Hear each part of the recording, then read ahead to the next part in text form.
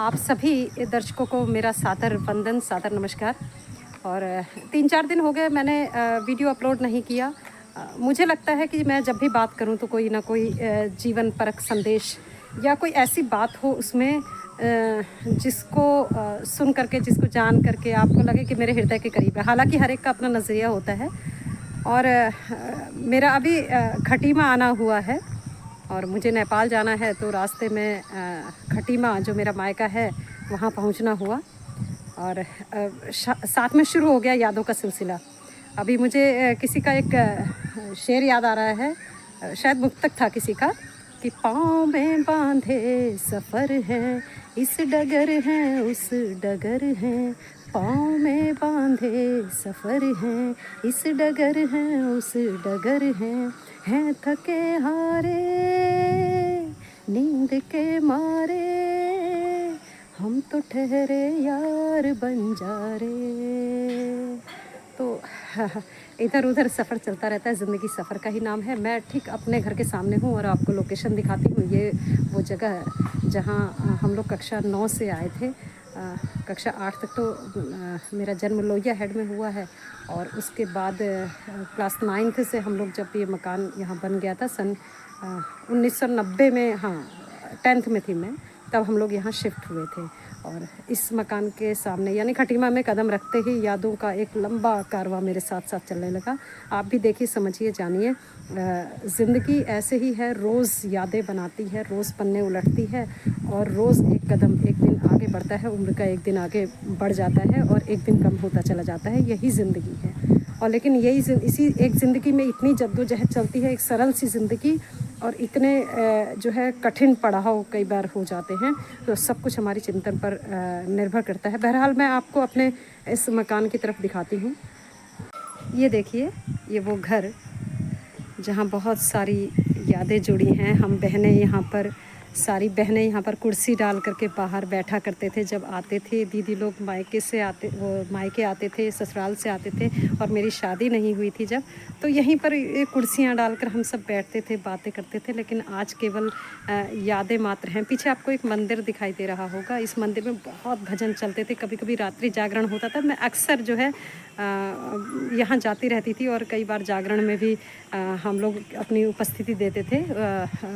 ये देखिए, ये सामने घर का मुझे याद आ रहा है, मैं आपको दिखा भी रही हूँ और याद भी आ रहा है कि बाबू ने कितनी मेहनत से, कितने जो है परिश्रम से, कितनी लगन से और कितने अरमानों के साथ ये घर बनाया था। लेकिन ज़िंदगी क्या, ये शरीर भी हमारा किराए का घर है, बदलते रहता है, चलते रहता है। आज बाबू नहीं, ईजा नहीं, केवल भैया भी नहीं, स्मृतियाँ शेष मात्र हैं। यहाँ देखिए, यहाँ पर एक छोटा सा बगीचा जैसा हुआ करता था। ईजा जो है उसमें कुछ ना कुछ बोते रहती थी, दीदी लोग थे। ये देखिए, मेरे साथ मेरी एक दीदी लता दीदी जो अब पिथौरागढ़ में रहती है, वो तो काफ़ी लंबे समय तक हम साथ थे यहाँ पर। ये देखिए, ये केले का पेड़ तब भी लगाया हुआ था, आज हालांकि ये दूसरा होगा। मैं आपको अंदर की तरफ ले चलती हूँ। ये मुस्कुराते हुए फूल, जाने कब नए फूल खिलते हैं, पुराने चले जाते हैं। ज़िंदगी भी ठीक ऐसे ही है। हम सब क्या हैं, ज़िंदगी के बाग में खिले हुए फूल। आज खिले हैं, कल नहीं होंगे, हमारी जगह कुछ दूसरे होंगे। तो फिर मुझे शेर याद आया कि मोहब्बत करने वाले कम ना होंगे तेरी महफिल में, लेकिन हम ना होंगे। मैं आपको अपने घर के अंदर की तरफ लिए चलती हूँ और यहाँ मैं हूँ तो वीडियो भी बना रही हूँ, लेकिन मेरे कान में दीदी लोगों की, ईजा की आवाज़ें गूंज रही हैं। और ये देखिए, ये पेड़ पौधे गवाह रहते हैं, कई चीज़ें महसूस करते हैं। मैं आपको अंदर की तरफ लिए चलती हूँ। ये देखिए, ये हमारा बरामदा, और ये भाभी जी ने पाली हुई है ये। और अभी मुझे देख के भौंक रहा था, लेकिन अब जो है सहज हो गया है, तो अब पहचान हो गई है, तो अब नहीं भौंक रहा है। ये देखिए, ये कमरा जो हमारी बैठक हुआ करती थी। और ये मेरा भैया, ये दादी जी, और ये बाबू हैं मेरे। और देख सकते हैं आप ईजा की तस्वीर। ये गुजरा हुआ समय, पीछे बड़बाजू है यानी दादाजी। ये देखिए, ये कमरा मैं आपको दिखाती हूँ और मैं आपको दिखा रही हूँ ये दृश्य। और लेकिन पता है मेरी आंखों के आगे क्या चल रहा है, मेरी आंखों के आगे चल रहा है कि यहाँ पर ईजा खड़ी रहती थी, हम इधर बैठा करते थे, भाई सब लोग आया करते थे, कभी मेरी दीदी लत्तू दीदी यहाँ बैठे रहती थी, हम लोग गप मारते रहते थे यहाँ पर। और सब स्मृतियाँ, एक सरल जीवन और दुनिया भर की विसंगतियाँ। ये देखिए कमरे को देखिए, ये बैठक, ये उस समय पे लाल रंग का फर्श पड़वाया था, ईजा बड़ा रगड़ती थी इसको कि ये चमक जाए, तो बीच में हुआ भी था, लेकिन थोड़ा सा ये जो है फिर समय के साथ या बरसात का पानी भरा तो उससे थोड़ी दिक्कत आ गई। तो ये कमरा, और मैं आपको वो कमरा भी दिखाऊंगी जहाँ पर मैं रहती थी और पढ़ाई किया करती थी। ये देखिए ये पूजा घर है, मैं लाइट जला के दिखाना चाहती हूँ। बाबू देर तक पूजा किया करते थे, 1.5-2 घंटा, सुबह 4 बजे उठ जाया करते थे, श्लोकों और मंत्रोच्चार के बीच जो है वो चलता रहता था समय। ये देखिएगा ये किचन, और भाभी जी व्यस्त हैं कपड़े धोने में, और ये देखिए मम्मी जी यहाँ किचन में व्यस्त है।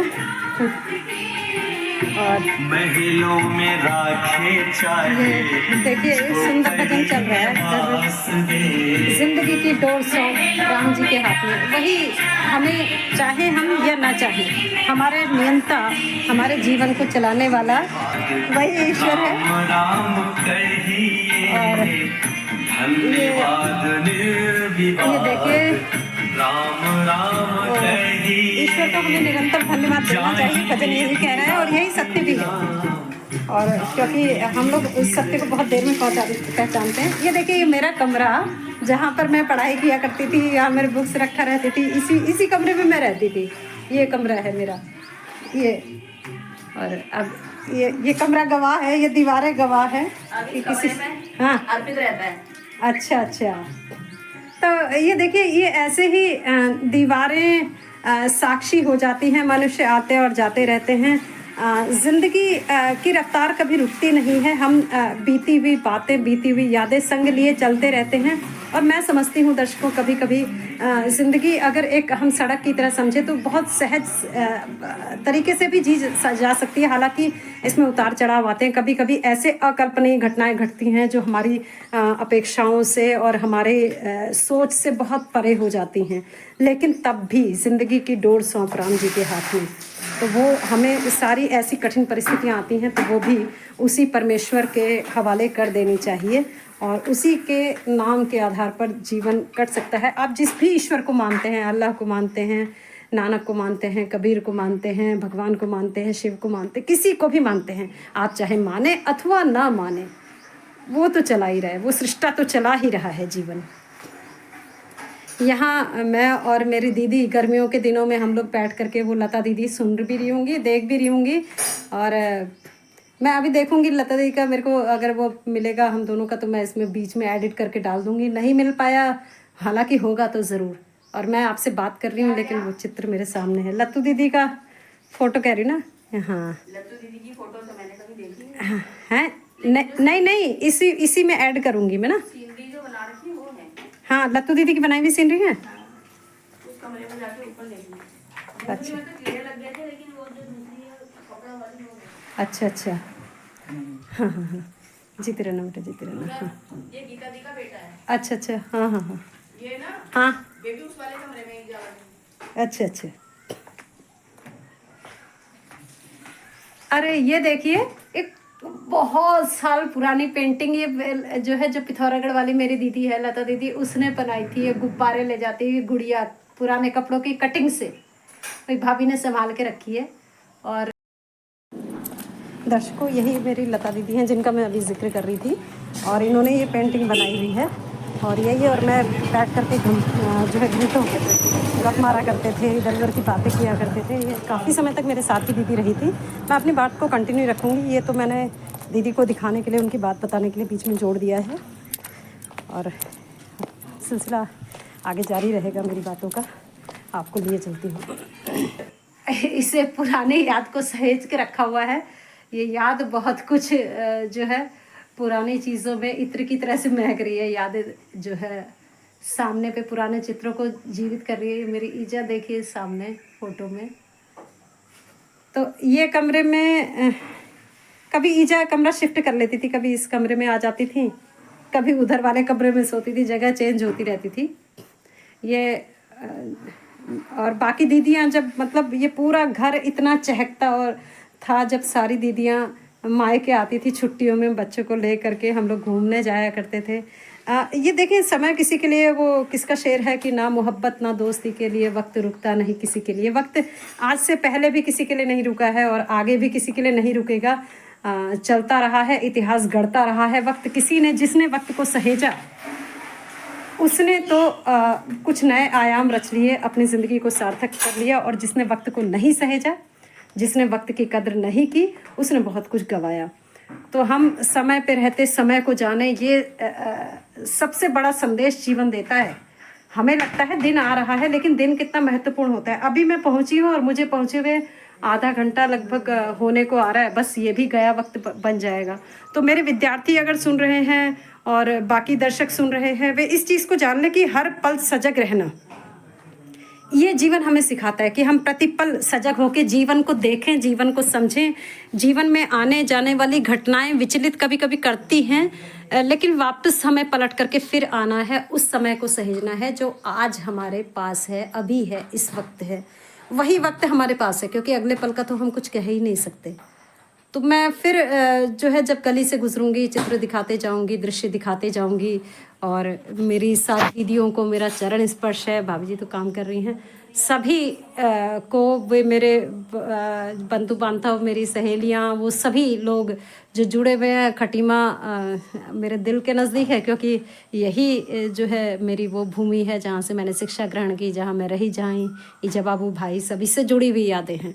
तो मैं आपको टुकड़े टुकड़े में लिया चलूँगी फ़िलहाल के लिए इतना ही। और संदेश यही कि समय जो है भागता रहता है, समय जो आपके पास है इस पल है, वही अपना है। और कोशिश ये करें कि जो आज समय है, अभी है, उसको हम कितना बेहतरीन बना लें, कितना इतना जो है गढ़ लें कि आने वाले समय में अगर वो दर्पण कभी परछाई की तरह से दिखता है तो हमें चमकता हुआ, अच्छा हुआ चेहरा अपना दिखाई दे।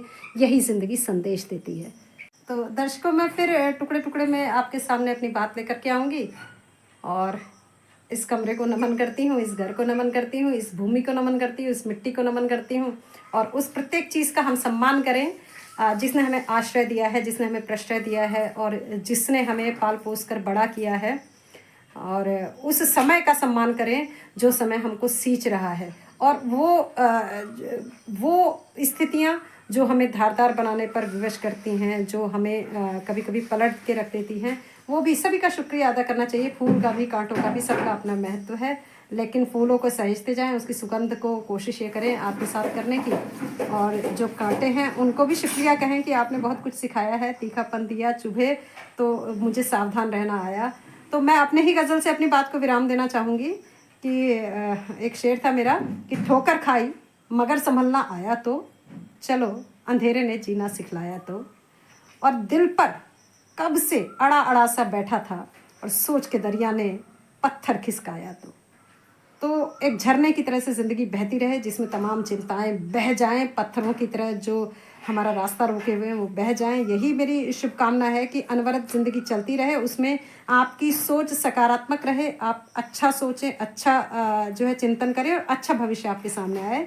इसी के साथ आप सभी दर्शकों को मेरा सादर नमन, वंदन। मैं फिर मिलूँगी अपनी बात लेकर, क्योंकि मुझे फिर वापस जो है इसी रास्ते वापस आना है। तब तक के लिए नमस्कार।